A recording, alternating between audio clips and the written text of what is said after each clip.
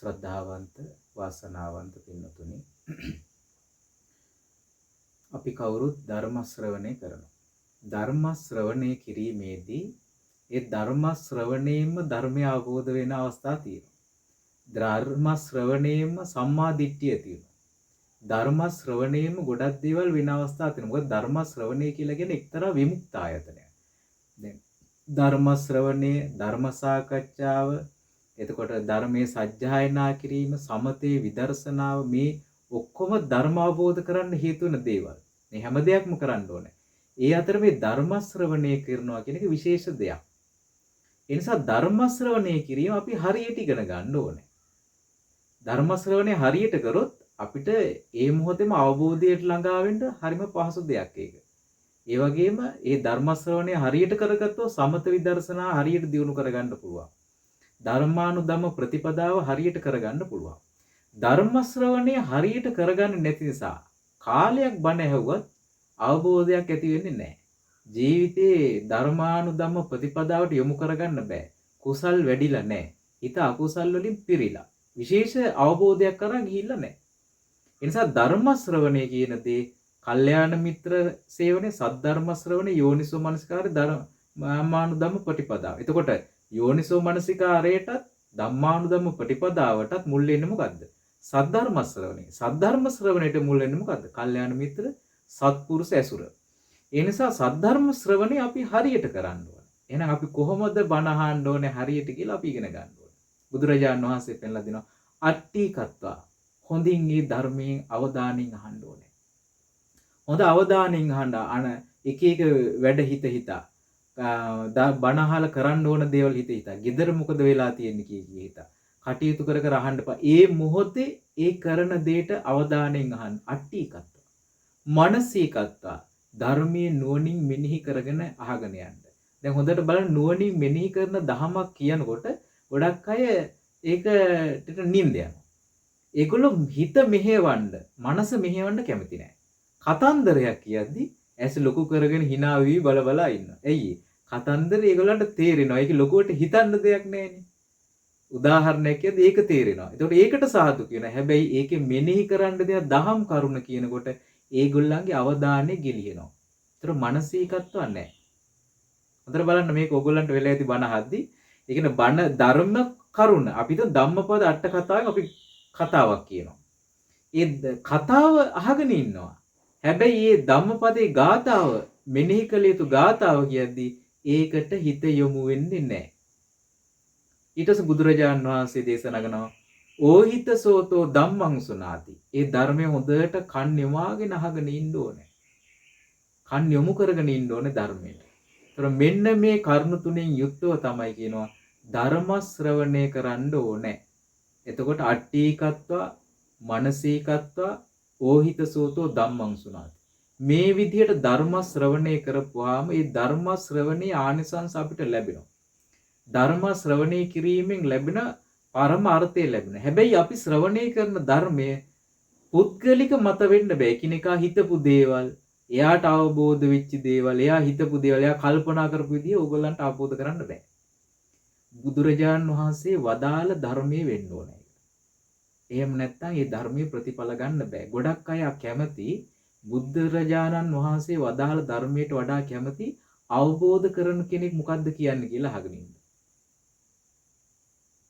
එතකොට අපිට හොඳට පේන එකක් තමයි ඒගොල්ලෝ හිතලා සමහර අයට අවබෝධ නොවි ඉන්න අයට පෘථජන භාවයෙන් ඉන්න අය අවබෝධ කරලා විදිහට පෙනී ඉන්න අය කියන හිතලු කෙලෙස් සහගත වචන කෙලෙස් සහගත කරුණු තමයි ඒගොල්ලෝ හිතන. සමහර ඒවා බටහිර චින්තනයේ තියෙන කීක පොත්පත්වල තියෙන ඒවා තමයි ධර්මයේ විදිහට අහලා තියෙන්නේ. සමහරට මතක තියාගෙන ඉන්නේ. එතකොට ඒක ධර්ම අවබෝධයක් කරා යන්න බෑ.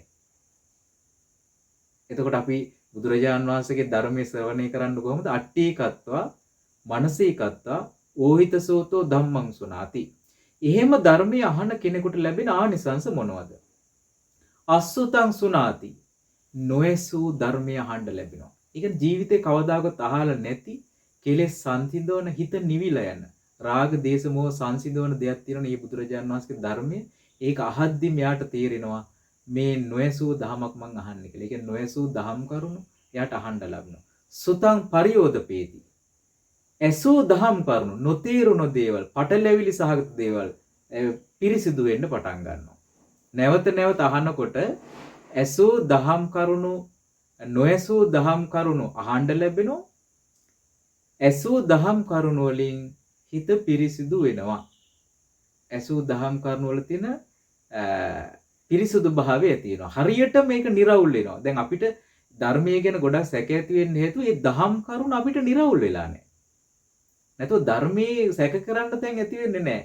ඒ දහම තේරුම් ගන්න අපේ හිත පිරිසුදු වෙලා නැහැ. එතකොට ඒ දුර්ලභතාවය නැති වෙනවා. කාංකා විතරති. සැක නැති වෙනවා. එහෙනම් සැක නැති වෙන මොකද්ද කරන්න ඕන? ධර්මයේ නහන්න ඕන. ගොඩක් අයට ධර්මයේ සමග වාද විවාද තියෙන්නේ. සැක කරන්නේ අඩුපාඩු පෙන්න ඉන්නේ. ඒගොල්ලෝ හරියට ධර්මයේ අහලා නැහැ.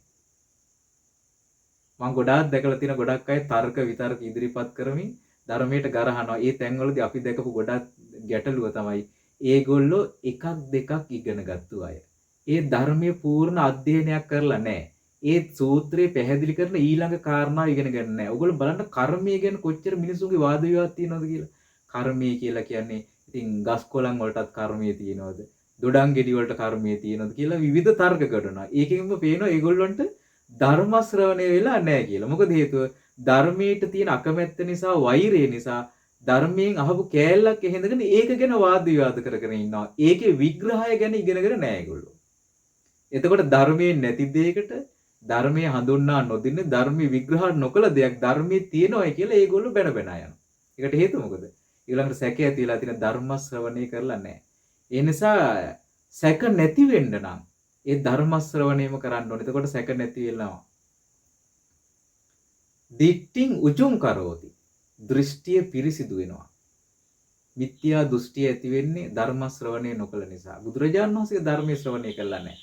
ඒ නිසා කුසල් අකුසල් ගැන අවබෝධයක් නැහැ. පින්පව් ගැන අවබෝධයක් නැහැ. මෙලෝ පරලෝ ගැන අවබෝධයක් නැහැ. පුරුදු කළ යුතු දේවල් ගැන අවබෝධයක් නැහැ. පුරුදු නොකළ යුතු දේවල් ගැන අවබෝධයක් නැහැ. මිත්‍යා දෘෂ්ටිය කියන දේ ගැන අවබෝධයක් නැහැ. සම්මා දිට්ඨිය ගැන අවබෝධයක් නැහැ. සේවනයේ කළ යුතු දේ කුමක්ද කියලා දන්නේ නැහැ. සේවනයේ නොකළ යුතු දේ මොකක්ද කියලා දන්නේ නැහැ. ඒ නිසා මිත්‍යා දෘෂ්ටියෙන් ඉඳගෙනනවා. එයා ධර්ම ශ්‍රවණය කරන්නේ නැහැ. බුදුරජාණන් ධර්ම ඉගෙනගෙන නැති නිසා එයාගේ හිත මිත්‍යා දෘෂ්ටියෙන් පිරීලා යනවා. එයා හිතන දන් දීම විපාක නැහැ, සිල් දැකීම විපාක නැහැ, බණ භාවනා කිරීම නැහැ, මෙලෝ පරලෝ නැහැ, ඕපපාතික සතුන් නැහැ, විශේෂයෙන් හිත අවබෝධ කරනවා කියලා දෙයක් නැහැ කියලා මේ වගේ මිත්‍යා දෘෂ්ටිය ඉන්නවා. එතකොට දසවස්තුක සම්මා දිට්ඨිය ඇති වෙන්න නම් එයා ධර්ම ශ්‍රවණය කරන්න ඕනේ. චිත්ත මස්ස පසීදති. සිත පහදිනවා ධර්ම ශ්‍රවණය කරද්දී. කවුරු ගැනද පහදින්නේ? බුදුරජාණන් වහන්සේ ගැන, ධර්මයේ කෙරේ, සංඝයා කෙරේ. ඔබේ ධර්ම ශ්‍රවණය කියලා කරන දේවල් හිත පහදින්නේ නැත්තම් බොහෝ විට එතන ධර්මය නොවෙන්න පුළුවන්. මොකද හේතුව එකිනෙකාගේ පුද්ගලික මත වෛරය ඇති වෙන දේවල්, රටේ තොටේ ඕපදූප, දේශපාලනේ, එතකොට ඒ අය හිතපු දේවල් ඒ කියනකොට බුදුරජාණන් වහන්සේ ගැන ශ්‍රද්ධාව ඇති වෙන්නේ නැහැ. ධර්මයේ කෙරේ ශ්‍රද්ධාව ඇති වෙන්නේ නැහැ. සංඝයා කෙරේ ශ්‍රද්ධාව ඇති වෙන්නේ නැහැ. තෙරුවන් කෙරේ හිත පහදින්නේ නැහැ. හරි ධර්මයක් අපි ශ්‍රවණය කරනවා නම් චිත්ත මස්ස පසීදති, සිත පහදිනවා. බුදුරජාණන් වහන්සේ කියන අපමණ ශ්‍රද්ධාවක් ඇති වෙනවා. ඒ ශ්‍රද්ධාව නිසා සිත සමාධිමත් වෙනවා. ධර්මයේ කෙරේ අපමණ ශ්‍රද්ධාවක් ඇති වෙනවා. මේ ධර්මයේ ස්වාක්කාතයි කියලා. ශ්‍රාවක සංඝ රත්නයේ කෙරේ අපමණ ශ්‍රද්ධාවක් ඇති වෙනවා. මේ ශ්‍රාවක සංඝරත්නය සුපටිපන්නයි කියලා. එතකොට එයාට තෙරුවන් කෙරේ හොඳ ප්‍රසාදයක් තියෙනවා. සීලය ගැන එයාගේ හිත පැහැදිලා තියෙන්නේ. ඒ නිසා සීලයට අගෞරව කරන්නේ, සීලයේ අනුසස් දකිනවා. දානය ගැන හිත පැහැදිලා තියෙන්නේ. වණ භාවනාව ගැන හිත පැහැදිලා තියෙනවා. මේවට ගරහන්නේ. පින්කම් ගැන හිත පැහැදිලා තියෙන්නේ. පින් කිරීම ගැන හිත පැහැදිලා තියෙන්නේ. මේ බුදුරජාණන් වහන්සේගේ දේශනා කරපු දේවල් ගැන හිත පැහැදීමෙන් ඒ දේවල් කරන අයටත් ගරු කරනවා. ඒ දේවල් තමන් ගෞරවයෙන් පුරුදු කරනවා. ඒවා ඔක්කොම ධර්ම ශ්‍රවණයෙන් යාට ලැබෙන්නේ. එහෙනම් බලන්න අපේ සමාජයේ හරි ධර්මයක් ශ්‍රවණය නොවිරීම, හරි විදිහට බුදුරජාණන් ධර්මයේ ශ්‍රවණය නොකිරීමෙන් ශ්‍රාවකයෝ අතර උනත් කොතරම් අවුල් වියෝල් ගොඩක් ඇති වෙලා තියෙනවද කියලා. ඒ නිසා බුද්ධ දේශනාවල් ඉගෙන ගන්න. බුදුරජාණන් වහන්සේගේ වචනේ ඉගෙන ගන්න.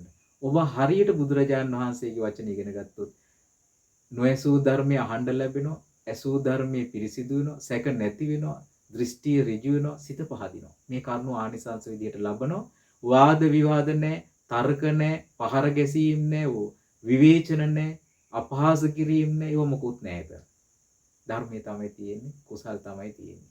ඒව නැතුව ඔබ ගා වෙන දෙයක් තියෙනවා නම් ඔබට ධර්ම මාර්ගයේ දැනටමත් වැරදිලා තියෙනවා. ඒ නිසා ඒ ශ්‍රී සත්‍ය ධර්මයේ ශ්‍රවණය කිරීම නිසි ප්‍රතිඵල ලබා ගැනීමට මේ දහම් කරුණ ඔබට හේතුපකාර වේවා කියලා අපි ආශිර්වාද කරනවා. හැම දිනාටම තිරුවන් සරණයි.